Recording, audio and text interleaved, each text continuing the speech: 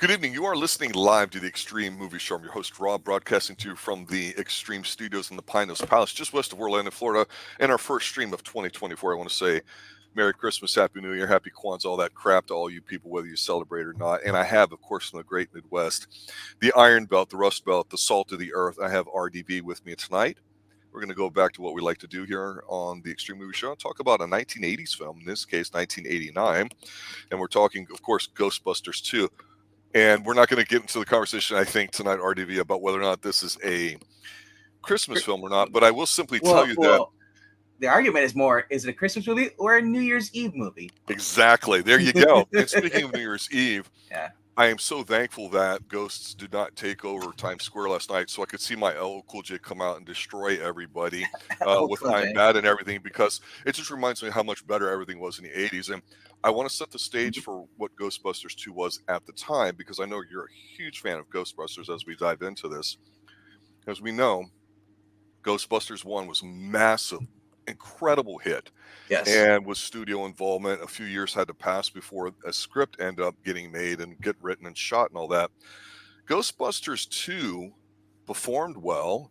It was about 4 or 5 years later, so definitely there's a strong gap in between it. I don't hate this film at all, but a lot of people say it's shit. And I only have one really bad thing with it that's a big negative. Otherwise, I kind of like it. So I don't know how you feel about this film. So this is kind of my third or fourth time actually watching it all the way through. Right. Because it'd be on TV, it'd be on Comedy Central, they'd play it, and around this time of the year.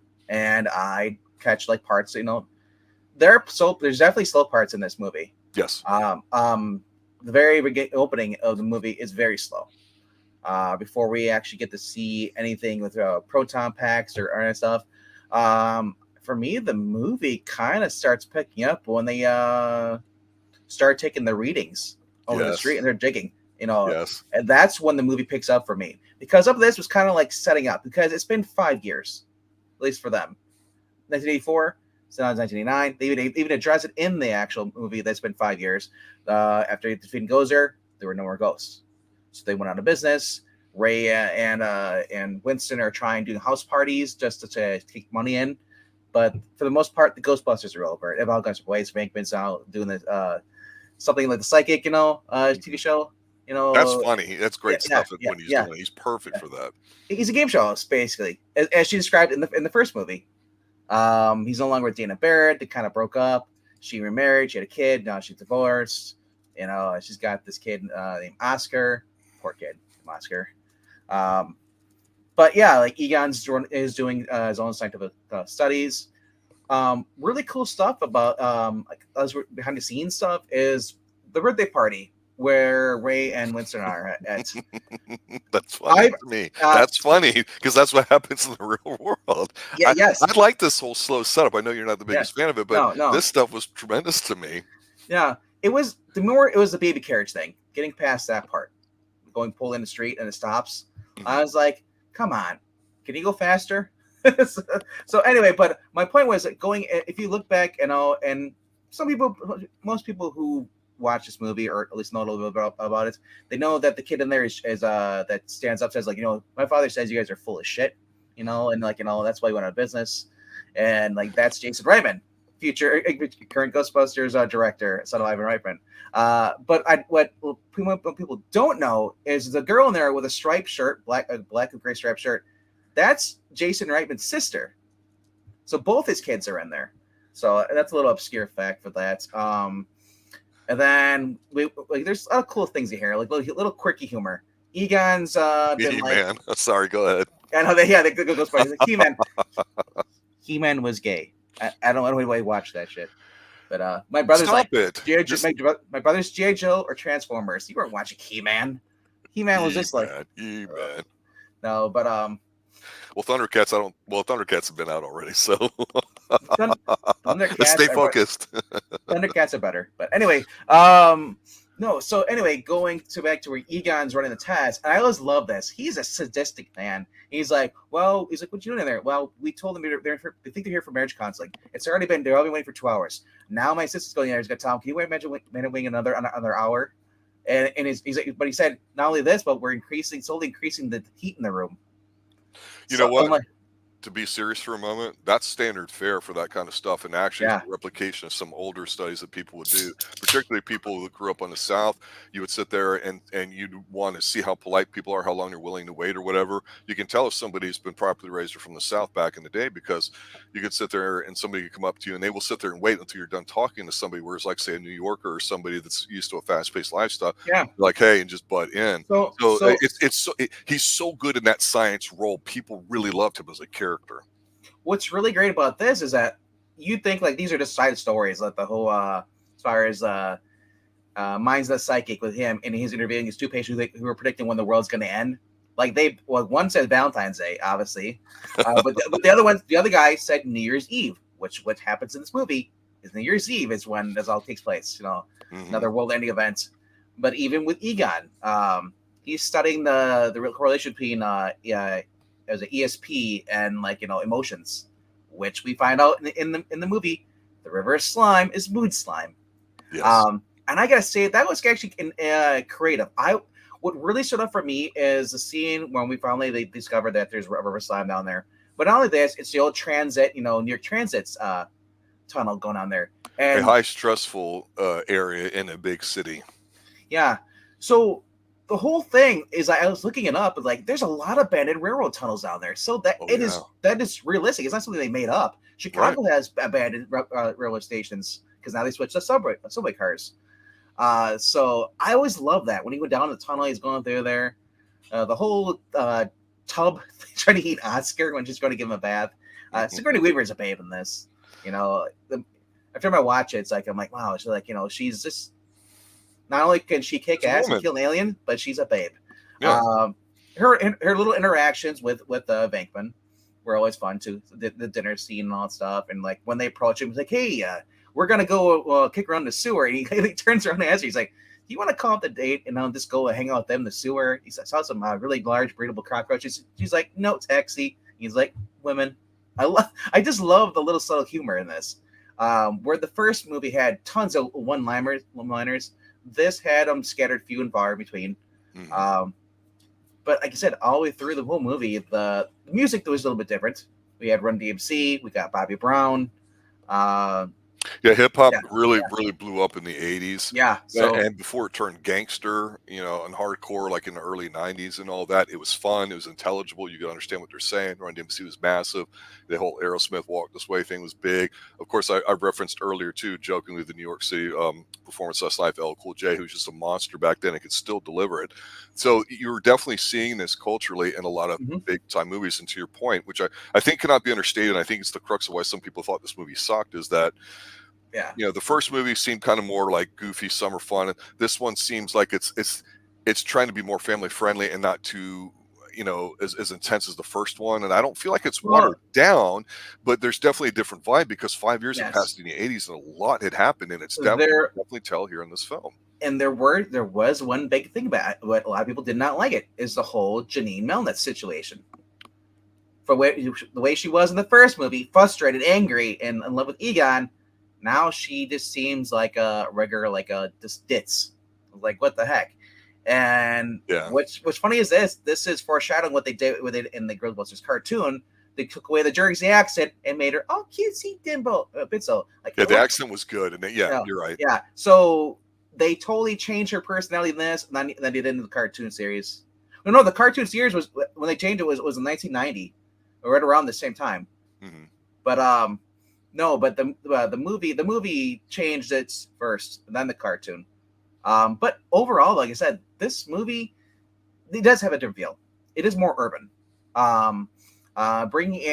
You brought in what's the guy from Kurt Fuller. Kurt Fuller. He's so good in everything he does, from Psych to this and that. Every time I see him, I pop. I'm like, "There's Kurt Fuller. He's gonna be a weirdo." I know. So I was trying to remember. I'm trying to remember what his name is, but my mind goes to Wayne's World. Yeah. Or the Wayne's World 2. Wayne's World. No, first one, Wayne's World. Yes. Yeah. Yeah, and then of course we got Bill Murray's brothers in here too. The guy he plays the doctor, because he basically ends up committing them, and they think like these guys are all go crazy and locks away. I love it when I never really noticed that before, that Bill Murray's brother was in this until I got older, and I looked it up. I was like, what? Because he's not really talked about. But like I said, I like the River Slime in this. So the other big thing I had problems with this movie, there's only really two, is Rick Moranis. I just didn't care for Rick Moranis' character. He was cute in the first one. I didn't need him in this one. Even though during the whole courtroom scene where he's Venkman's telling him what to say, the guy is just so much of a pleb. I just can't stand him. You know, I hear you. Rick Moranis at the time as a comedian was a thing, and a lot of comedians had totally different personalities, and there was more of them, I would say, and not just stand-up guys or whatever. The thing that bothers me is that I've never disliked Rick Moranis. I think he's fine. I could take him or leave him here.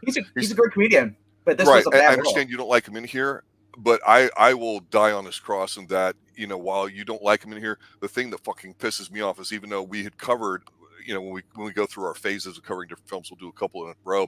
We did a movie way back last summer, I think, or even a year or two ago, called Dragon Slayer, that was pretty realistic, and we liked it a lot. And the lead actor, not Peter McNichol, in here is her boss, I believe. He's this weird dude and all that. And this has changed the channel walk out of the theater heat, because this guy is such a fucking clown, and it's not even a clown in a good way or annoying like some comedians can be, or irritating like Rick Moranis may seem to be for you here. I couldn't stand him here at all. I had no problem with the painting. It was Max von Sydow with the voice. I get it, and it was just there to serve as the device for them to get together. That's fine. But that guy, every time I saw him, this movie, I immediately go negative. There's almost hatred for some reason. Peter McNichol, to his credit, did a great job of just making you feel fucking annoyed, because he's a little creepy bastard in here, and not a cool creepy bastard, but a disgusting freaking. I can't stand him in here. It's such a negative for me. Yeah, and he plays like a seething creep. He's like, oh, maybe we can be a little family, and I'm thinking like, how about you get eaten by a dragon? Go with the Dragon Slayer second time with him. But yeah, those are my two negative things. Like, even Peter McNichol wasn't too bad. Oh, but like, agree to disagree. I'd say the major downside to this movie is the fact, like I said, Rick Moranis' character is too much Tully, too much. I let him here and there. How he would ever get with Annie Potts is a joke, and unless she, and her character is not the person that used somebody. And they went away the whole thing where they didn't want her pining after Egon because, I believe it was Harold Ramis' decision.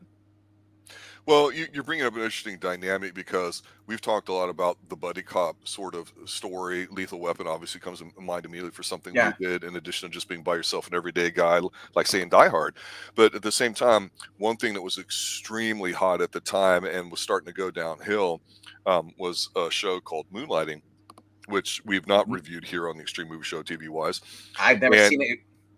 It's phenomenal. It's Bruce Willis at his finest before he blew up. It was because of this TV show. I know you saw him in your Miami Vice early season trials that you're watching. Yep, first season. There's a sub plot in there of not just of will they or won't they have sex with each other and all that, and then they string this out over the seasons. Yep. But the subplot are two people in there. One of them is Booger, and one of them is somebody else. I forget her name is Costanza, or I don't know what the hell her name is. And so you would have a dopey secretary that would that was like a thing in the 80s. And here on the Extreme Movie Show, we've covered every episode of Twin Peaks from season 1, 2, 3 to the movies.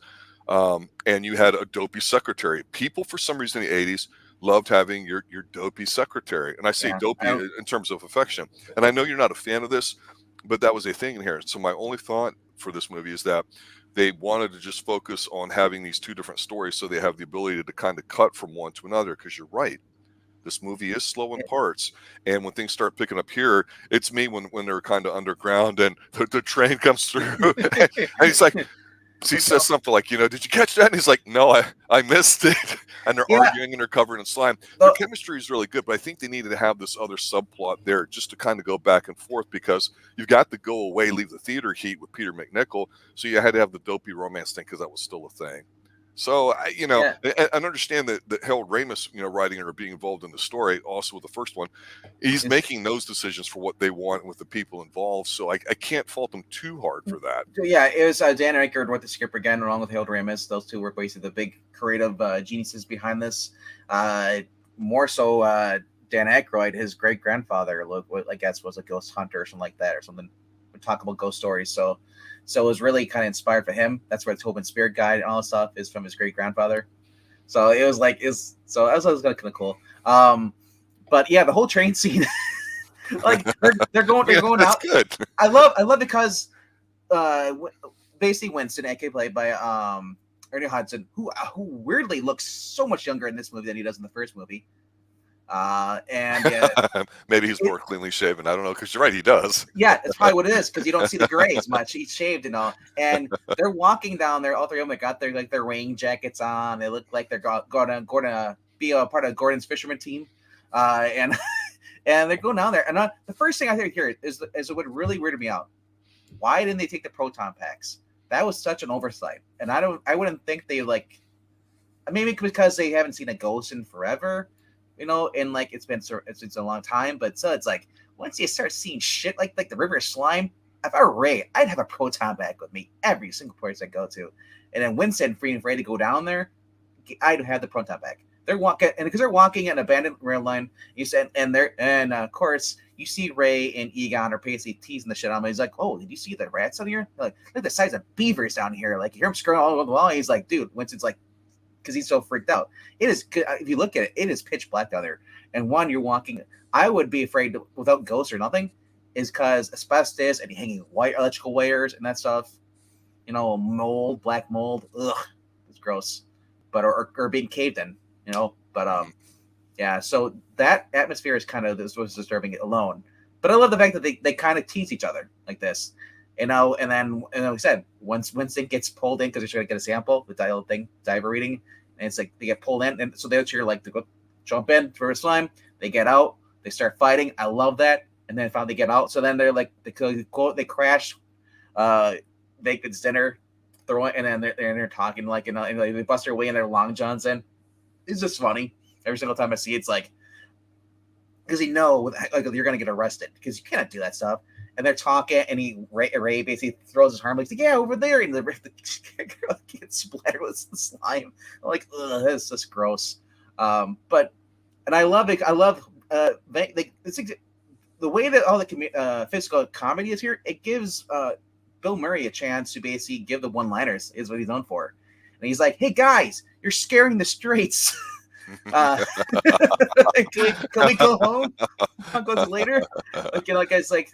Because they totally cock blocked him. He was, on a nice dinner date, romantic date with Dana Barrett, finally getting back together and stuff.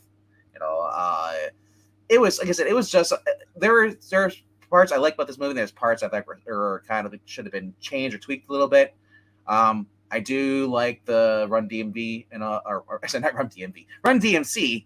Yeah, because DMV doesn't run at all. I like their spirit house.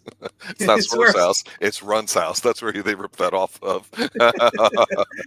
Yeah. Is that a trap for rap? That's correct. But so it's turning out. The whole plot is that. So the whole plot is Vigo Carpathian. That character himself. I love the fact that I never knew those two people. It was one guy in the picture walking around, and there's another guy voicing for him. Which I thought was like, oh my gosh, that's really cool. I looked them up, but these are actually really good theater guys, actors.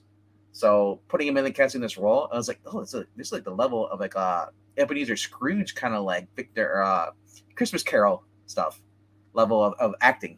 I thought that was pretty cool.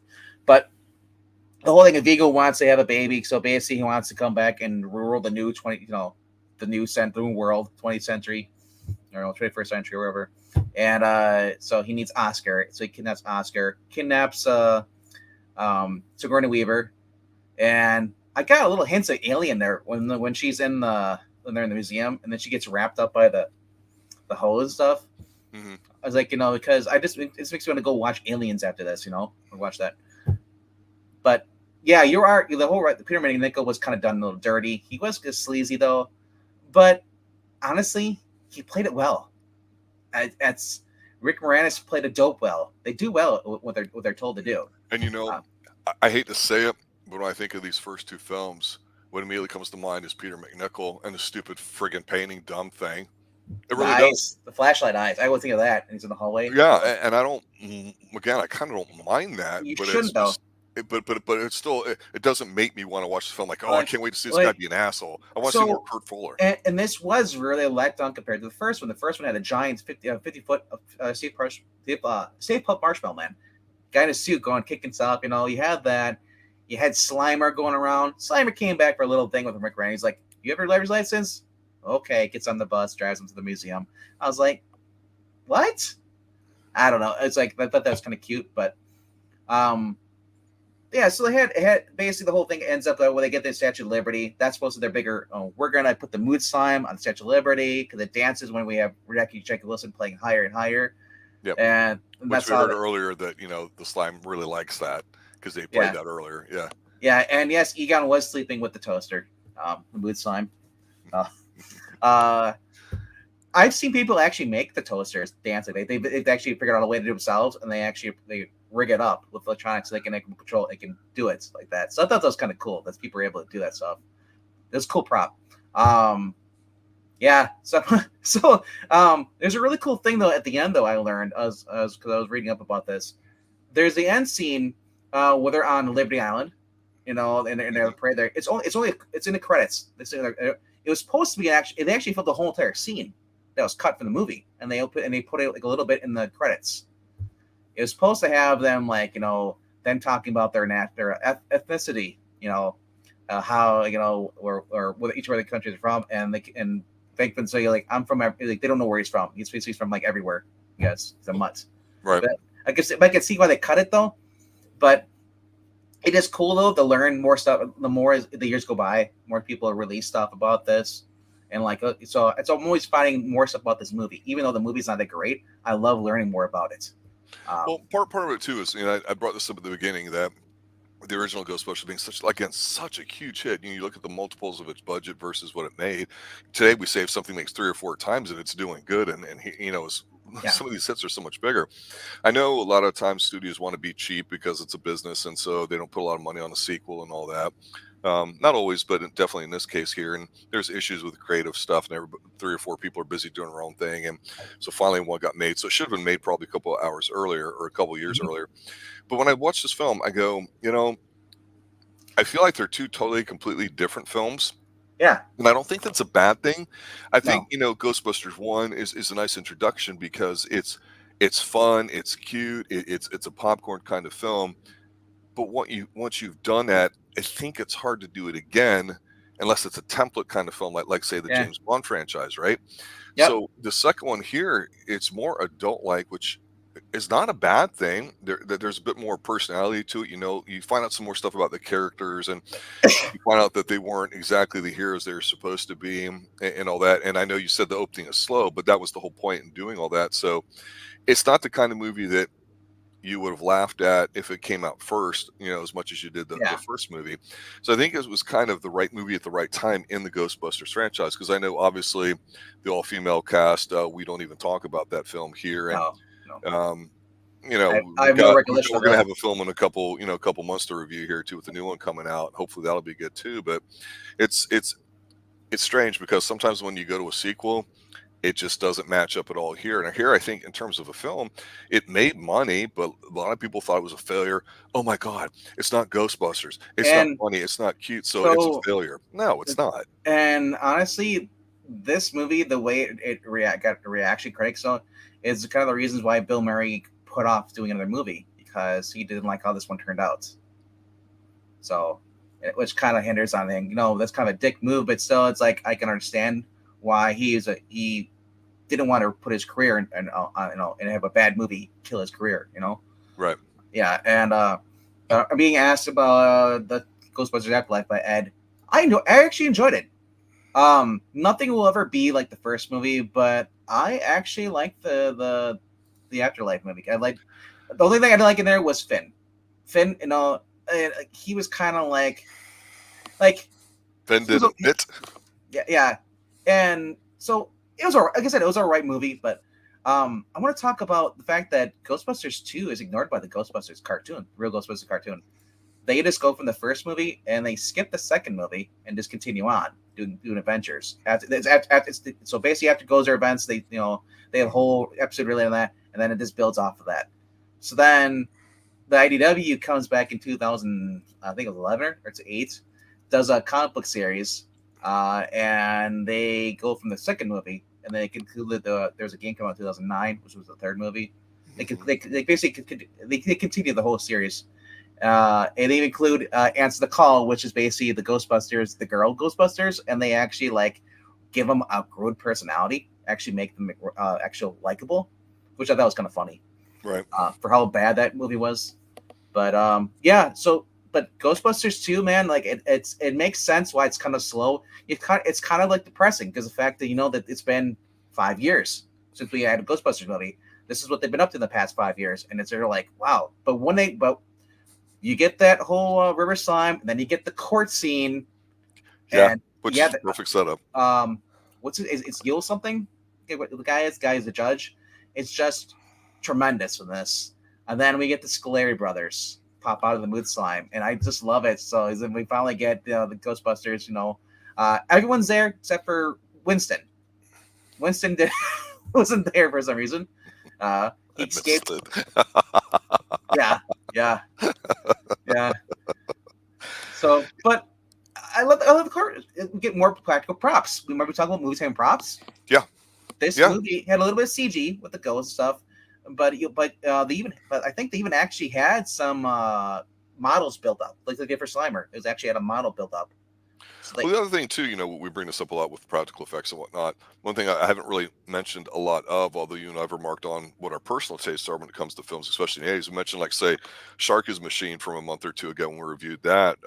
Tremendous film with Rachel Ward in it. It's got a great opening shot. When we talked about how when people are seeing a film for the first time, especially if it's an older film, it was a big deal back in the 80s to see like New York City on the big screen. Not that you didn't see it in TV or movies or whatever, but because it was a lot harder to get that kind of footage. And of course, in 1984, you had the Olympics here in the United States, and we crushed everything. You had, whether you're a fan of Ronald Reagan or not, or even know who the hell he was, he had the biggest electoral college landslide in 84, 85. Things were humming for a couple of years right after that.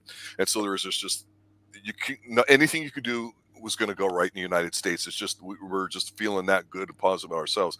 So to see like whether it was in the sewers here in Ghostbusters 2, you still got to see like landmarks of our friggin' great American country and all that. So people liked all that. And it's weird because when they had the blackout here early in the film, I'm going, oh yeah, there's the Twin Towers. And most people today that are younger, despite they might know what 9/11 is or whatever, you don't realize that was like a symbol, a landmark, in addition to the Statue of Liberty at the time. That when people would see it, you kind of like this, yeah, that's our city, it's America's city, Same thing with Chicago or LA or a big city, and so it was kind of neat. And a lot of TV shows were in different cities: Boston, LA, Houston. I mean, detective shows, all sorts of things. And it struck me when I was watching this film, like, oh my God, you don't see a film that really shows New York. It's like an indifferent kind of like a drone shot of like a bustling city or something like that going on. It's not, let's show you the landmarks so you can learn that, okay, that this is Central Park, and from here we're going to go off to the side, or we're going to go down south towards Statue of Liberty or anything else there too. And that, I think, is almost lost a lot in a lot of TV and film today, that people don't just go, okay, we're shooting on location, but let's make the location a little bit of a star or pop for it a little bit here too, and include that in the movie. So yeah, you're right. It's definitely a different feel with this film than the first one here, but there's still something nostalgic about it. And I know you'd mentioned about Afterlife. My problem with that film was, while it looked good and I didn't mind it, and I don't necessarily disagree with you on Finn, it just felt like it was a nostalgia grab, member berries, like some people have said in chat before too. And so I don't really just remember too much about it other than the desert, driving around in the old car, which is cool. So that's how little impact it had on me emotionally. Whereas I could sit there and say, hey, McNichol in this movie, you remember, so it's tough. Another thing that I would have brought back a character from the first movie. Since we brought back Rick Moranis, I would have brought back Walter Peck in some form, whatsoever. Like, and see what he's doing up to 5 years. Maybe he just still has a grudge against them, but he has no power over them. but he's to see the passerby and to see his react when he sees Ghostbusters are back in business. Like, oh, yeah, Right. that would have been fun because William Atherton always plays the antagonist. We saw him in Die Hard. That's right. The news reporter. Yes. And I like so the fact that he wasn't asked back or maybe just chose not to come back at all was like, oh, I was like, really? Because I was thinking like Walter Peck is a great guy. I really hope for this new movie Ghostbusters, the one that's placed what's it called? Deep Freeze or Frost? I don't know what the heck it's called. The new one is coming out. I really hope they bring like Walter Peck for that one in some form because now they're in New York. But yeah, so like I said, this movie is a slow pace, like I said, but once it starts getting going, it's going. It has its weak moments, but like I said, I'd say I'm not a dire fan. I'm more a fan of the cartoon series and the comic books than I am of the second movie. The first movie, I do love it. I enjoy it for what it is. It was magic in a bottle. And it's, you're never going to be able to really get close to that. It's like Icarus. He got close to the sun and that's it. But he flew too high. Yes.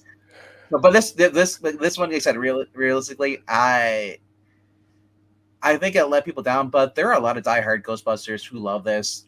The other cool thing is you get to see the streets of New York. You get to see different people pop up. But you get to see the new Ecto, all the new equipment on the top stuff, the side stuff. So there's some pluses. I would have loved to see some more tech upgrade as far as the proton packs. I'm really hoping they do that with the new because Afterlife they kind of showed something, but not really. I would love to see them modify and add some more stuff. But maybe they'll do that in the new movie. But for Ghostbusters 2, 1989, around the edge of the 80s, going into the it's a transition year. Yeah, the drama 90s. Just wear black and listen to mopey stuff and Phil Solon and move to Seattle. Yeah, I mean that's kind of what it was like. Yeah. Now, let me ask you this. I know we're kind of wrapping it up here a little bit, and over on your other channel, the Geeky Puppet Show, where you guys review, comics and graphic novels and such, and other things as well.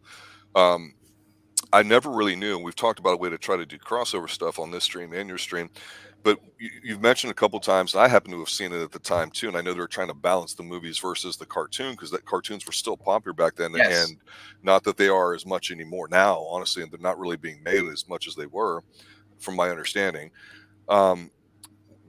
Is there, like, I don't know what the right way to describe this is, because I'm not a comic book guy, but is there like Ghostbusters comic books or a series out there? Have you guys reviewed them or what? After the first movie came out, and then we kind of started going into the second movie, they kind of they had the cartoon series going, but they also had Now Comics, which was I guess a sub print version for Marvel. They worked with Marvel, and they were printing Ghostbuster comic books, and based off the real Ghostbusters cartoon. Off the cartoon, and not the movies. Yeah, not the movies. But they once again they did tie into a little bit of the movies.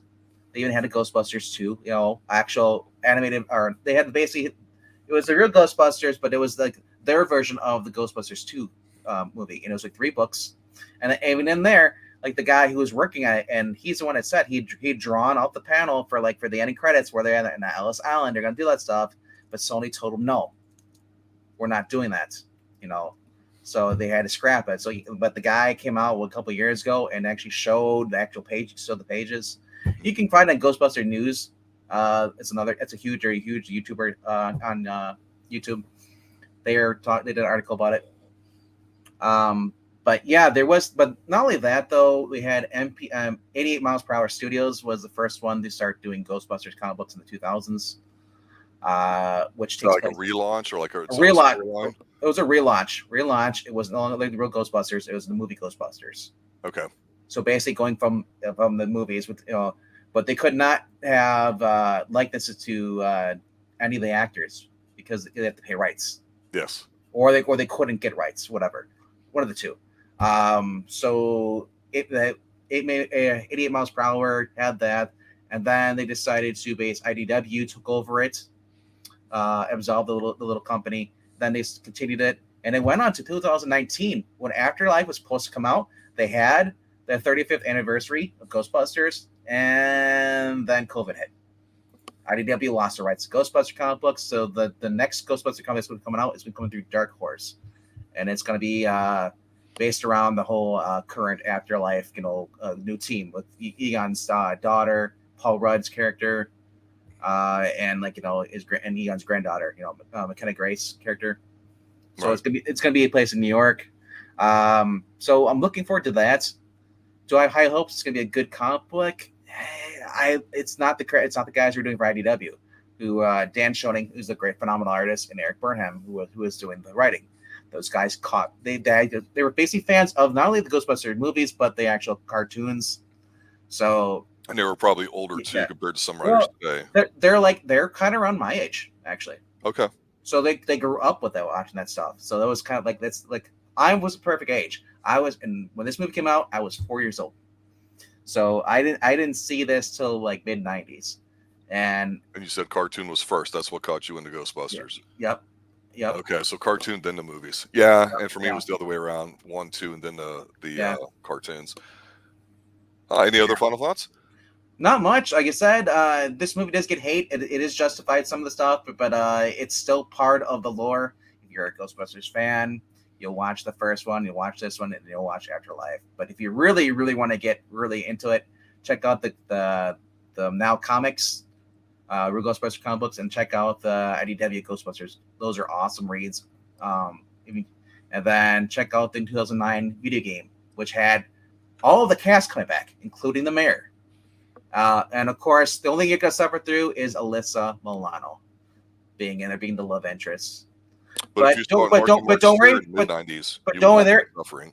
This is pre SJW Crazy Milano, so you'll enjoy the book. What do you got coming up next? Coming up next over on after we're done here at 8:00. 8 p.m. Central, 9 p.m. Eastern, over on Geeky Pup Show. I'm gonna be live with Zach. We're gonna talk about the new books coming out this year. These are the first books coming out for the year 2024. So we're kind of gonna go over them, tell you which ones we like. It's a top 5. If you are a fan of comic books, or maybe you're not reading, you're maybe just kind of stick your head in. You just want to know what's going on, or maybe you just want to support my channel. So come over and we'll be talk about comic books. And then we'll follow it up on Thursday night with the books that we actually got. So Tuesday nights and Thursday nights at 8 p.m. Central on Kiki Puppet Show. Yeah, I was reminded of the Ghostbusters because they had a game on the Commodore 64 that tons of games on floppy disk. Well, the first one that really came out because it reminded me a lot of a game that came out around the same time called Fester's Quest and all that too, which is a trip to play, especially if you're listening to say Joe Satriani. But that's dating myself, and that's what we do here on the Extreme Movie Show. And the date, of course, ladies and gentlemen, was 1989 with Ghostbuster 2. I want to thank everybody for showing up tonight, Jay, and all the usuals and whatnot too. It's always fun talking about it. If you got any particular films you'd like us to take a look at and give the extreme treatment, let us know. We were changing things up here a little bit too, and we continue saying we're an 80s based channel, but we'll pretty much discuss anything. Pixel and I notoriously do a lot of television stuff and the Bond films, which are long overdue for. We're going in sequence because he's the young 20-something that needs to be educated on these things. So I am trying to convince him that LL Cool J should be the next Doctor Who, because my only Doctor Who was the one from the 80s. Why? And RDV should know the answer is because everything was better in the 80s. Because you guys are baked. See, Ed knows about Fester's Quest. All right, guys, thanks for watching. Listen, have a good night. As always, remember to stay extreme. Good night now.